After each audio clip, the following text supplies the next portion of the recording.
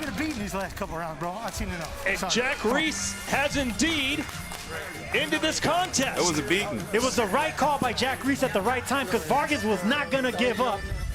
They don't make him like Vargas, man. This is old school toughness right there. He wasn't going anywhere. And if Bones Adams wasn't going to stop this fight, Jack Reese would. 16-0 with 16 knockouts. Vergil Ortiz Jr. has done it again. But credit to Vargas, who took him further than anyone else had. All right, let's talk for a minute.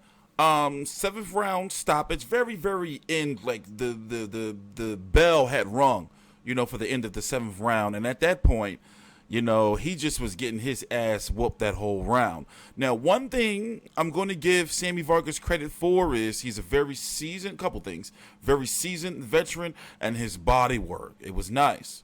You know, it didn't seem to phase Vergil Ortiz, but it would have been interesting to see, you know, if the fight would have went, you know, maybe 10th, 11th, 12th round.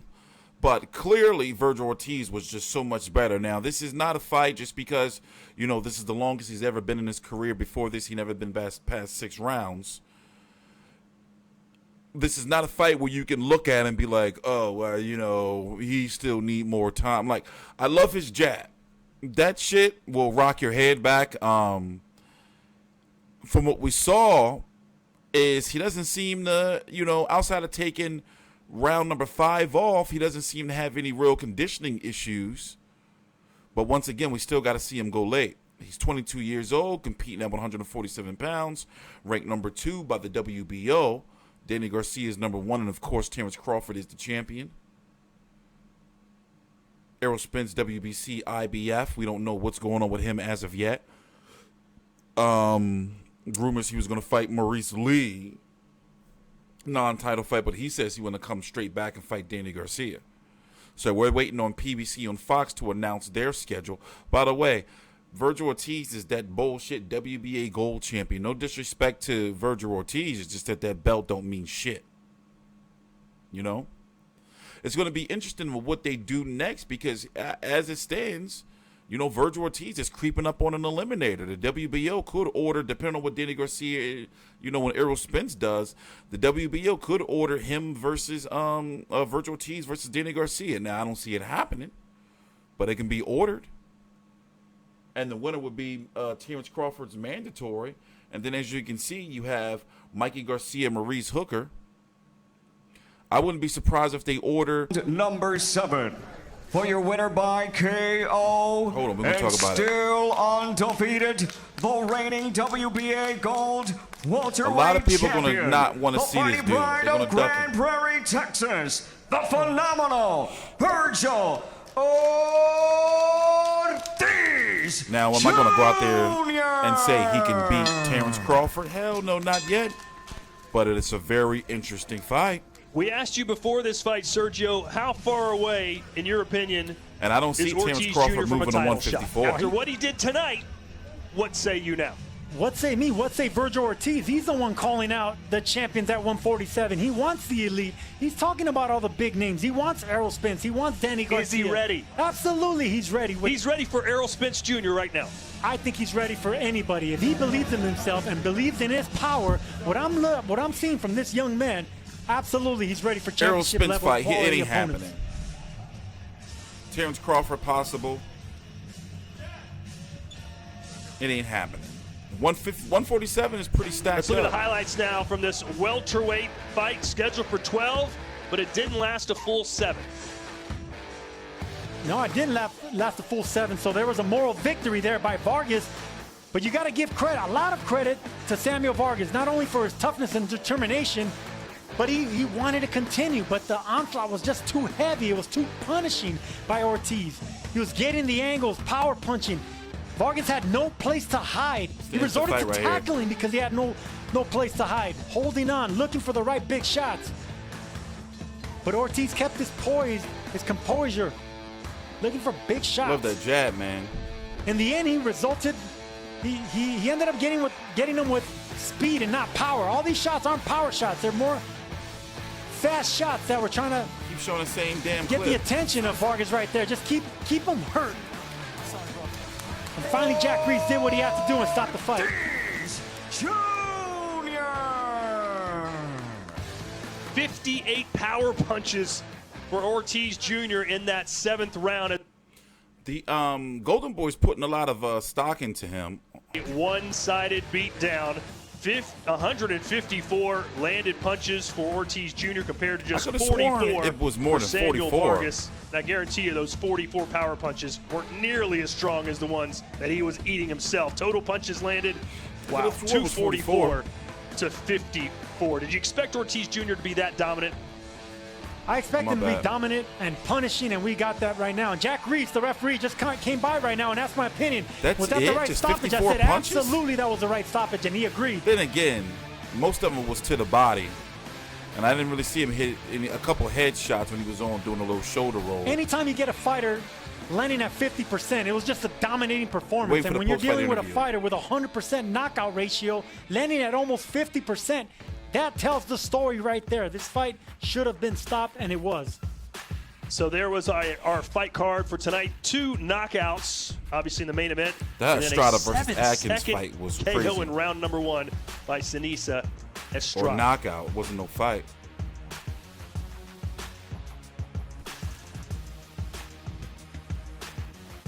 Okay, let's do a little jump cut until Ortiz come on. Congratulations on an outstanding performance. Hey, thank you, guys.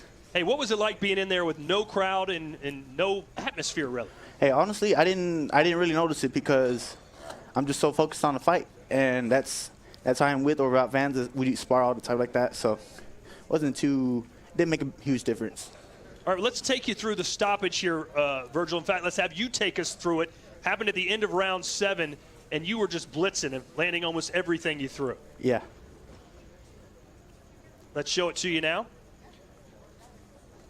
You'd never been past 6 rounds. This is the first time you saw the 7th, and I got the sense that you did not want to see round number 8 as we look at it here. Yeah, so let's see what happens right here. So I hit him to the body so many times, not going to lie, I don't know how he didn't go down, but he was hurt the whole time. He didn't want to admit it. I asked him. But, no, I knew it was the time to take him out, and if it would have went into the 8th round, it would have been worse. So the ref did a good job stopping in the 7th. You know, it looked like you actually took a round off. I believe it was the 5th round after your corner. Your father told you to box a little bit more. Was that kind of what happened there? Yeah, you know what? When I take rounds off like that, quotation marks off, I'm just trying to get used to their timings. What do they do? What are their habits? Try to make them miss a lot. And other than that, yeah, I mean, it worked. Yeah. How would you overall rate your performance tonight? Against a guy like that, I would say like a solid B+. I think I did. I think I did good. I think I did everything I was supposed to. And no, he just brought it out of me, you know. So I give huge props to him. Hardest opponent to date. Let's bring Sergio in right now. And Sergio Mora just moments ago said you were ready to fight Errol Spence Jr. Did you not say that, Sergio? Yes, I did. Oh. He's saying it. He's ready for everyone, and everyone at the elite level. It's up to his team, and it's up to the promoter to take care of this young tiger because he wants everybody. And with performances like that, you would have to give him an opportunity to fight with the best. Who do you want next, Vergil? You know what? I would like to fight someone like Danny Garcia or Thurman. I believe that those are very good fighters that honestly that I can beat. So let's make the fights happen. I don't think that 100% should I win those fights, but that's the point of boxing. I'm here to take risks. That's how you become great. So you're starting to sound like your stablemate Ryan Garcia right now. He says no more tune-up fights. I want the top tier right now. Is that what you want next? Is that what you're going to tell Oscar De La Hoya? Exactly. You know what? I'm not here to take the easy fights. I'm happy. I'm content with being in the hardest division in boxing. That's where I need to be at. That's how I know when I win a world title, I earned it, and all the hard work is paying off. It'll mean a lot more. All right, so you're now 16-0 with 16 KOs. Have you surprised yourself a little bit with how successful you've been at just the age of 22? Oh, yeah, of course. You know, I grew up watching boxers myself, obviously. You know, some professional boxers, I don't want to sound cocky, but I don't think that any of them did what I'm doing right now. You know, sometimes they go the distance with some fighters they should have stopped. They didn't look good against certain opponents. It doesn't matter if you're not cut the opponent or not. You know, you can go the distance with someone and do a great job. You can stop someone in the second or third round, but you were getting caught the entire fight. You were making bad mistakes, and that's why I'm here. I'm here to learn, and I'm here to beat the best. Hey, I know you're a great musician. So are you more proud of your performance tonight or the fact that you learned Black Sabbath's Paranoia on the guitar? Man, you know what? When I finally learned that solo, oh, my God, I was so happy. It took me 11 years to learn it, man. But, man, I'm happy, honestly. All right, so he's playing the guitar. He's doing his thing in the ring. Congratulations on your win tonight, Vergil Ortiz. How soon do you want to be back in the ring, by the way? My hands took a little beating punching him that whole time. So as soon as I get ready and they get healed, then I'll be back in the ring. All right, congratulations on your win tonight. Onward and upward for you, Serge. All right. So, obviously, him and Mikey Garcia stablemates.